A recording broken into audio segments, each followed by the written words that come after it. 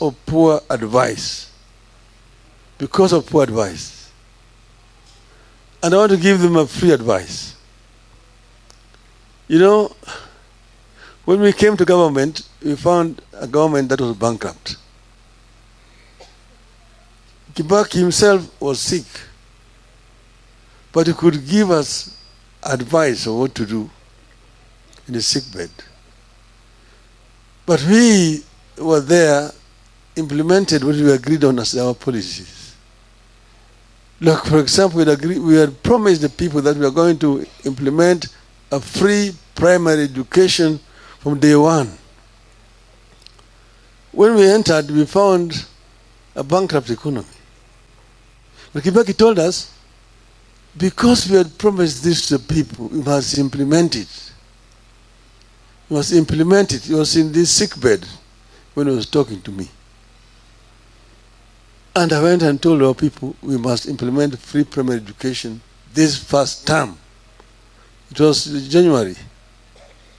And we started implementing free primary education from the first year that we went into government, because it was a promise.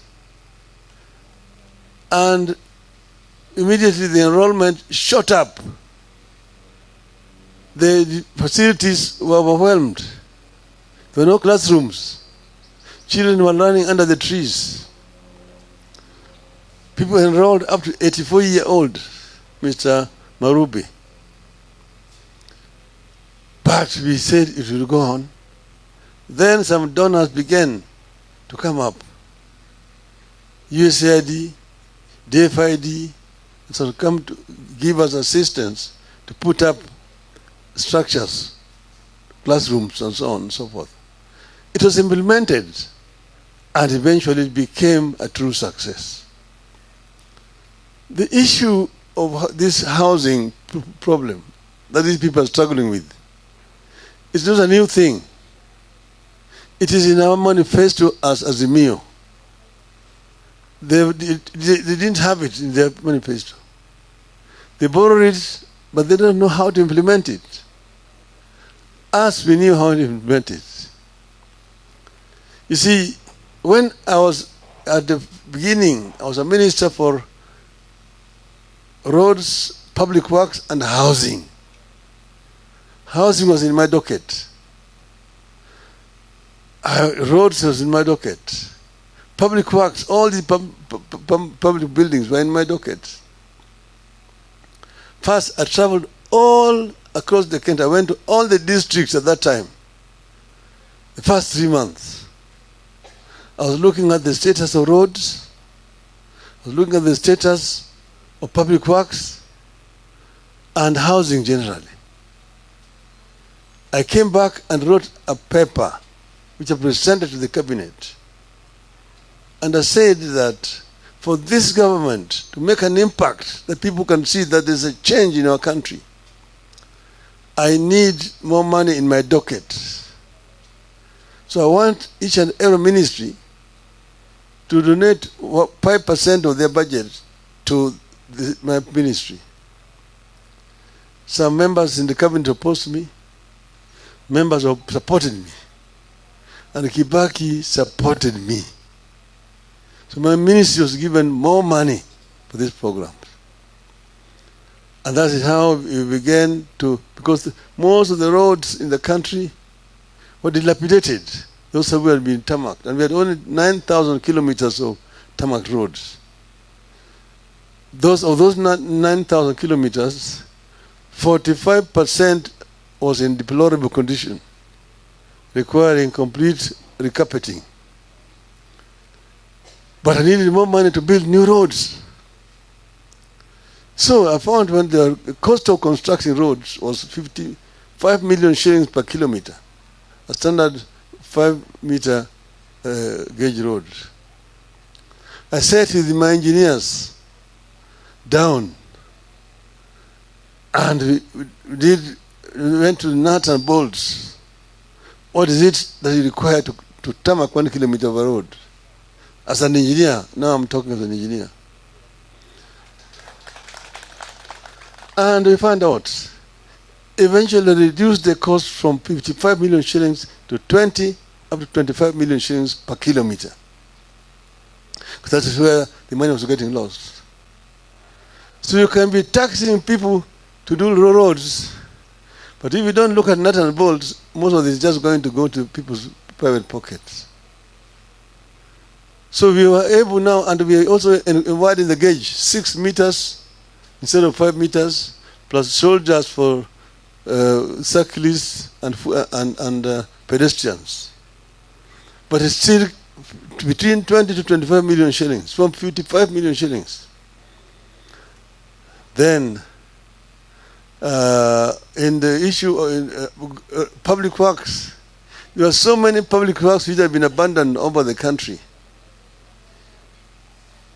Provincial headquarters, district headquarters, hospitals, colleges, schools, and so on, which are built and left just hanging there. Went around. And I said, before we start new projects, we complete all these white elephant projects and put the money. And we completed all of them. All those which were, you see, you saw the Nyayo, how do you call it? Nyayo, the one on Thika Road. Nyayo, what? It was for vehicles up there. And then we had provincial headquarters in Kisumu, there was one in Mbale, in Vihiga, there was one in Chicago, there was all over the place, and hospitals. But the housing, affordable housing thing, was an issue.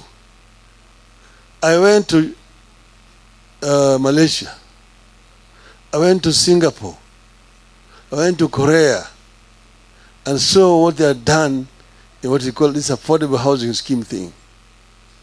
I came back here and revised the housing policy, how to roll out this housing program. And the day I presented it in Parliament, and it was approved in Parliament, because I found a very old housing policy which had been in place since 1966.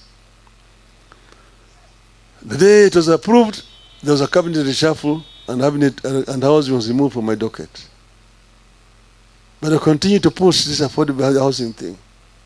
The most successful example is found in South Korea, done by General Park Chung-hee. And it is founded on basic fundamental human rights for the people. If you go there, we have put them in our constitution. It is also in the ODM manifesto. 1, the right to life. Every Kenyan has a right to life.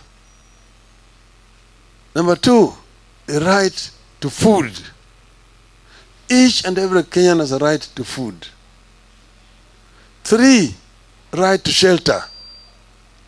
Each and every Kenyan has a right to shelter. Nobody should sleep on the streets.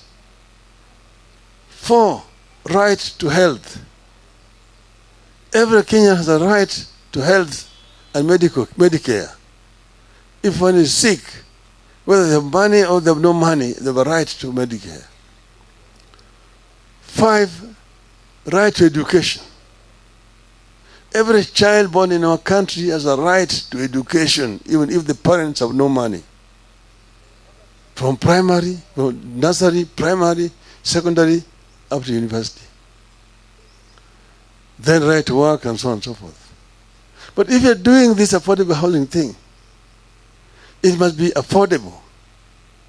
We came up with slum upgrading in towns, because we found that in Nairobi, 60% of the population here live in slums.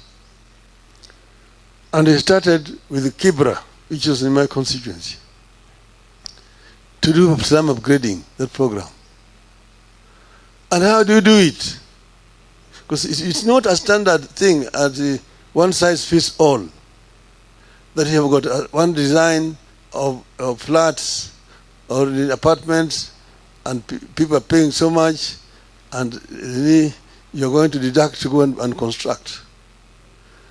First, you're solving basic problems. You're solving the problem of shelter, housing. But secondly, you must also solve the problem of work. 3, the problem of education. 4, the problem of health care. So all those settlements which are being done there, they're not the same designs, depend on the need and the area. Here, people are going to be living here. Where are they going to work? Where is the market? Where is the health center? Where is the school? So it becomes one community. One community. So these people have a place where they're going to work. Like in Kibera, the program we came up with, it has not been implemented. We're going to put up apartments. But we're also going to put up shops where people will work and create wealth. Then there's going to be a market where they will take their wares. There's going to be a health center.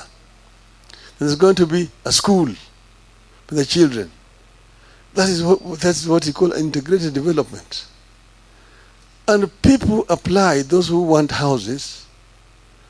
Some of them are made to pay a deposit. The government made provision in the budget for rolling out this program countrywide.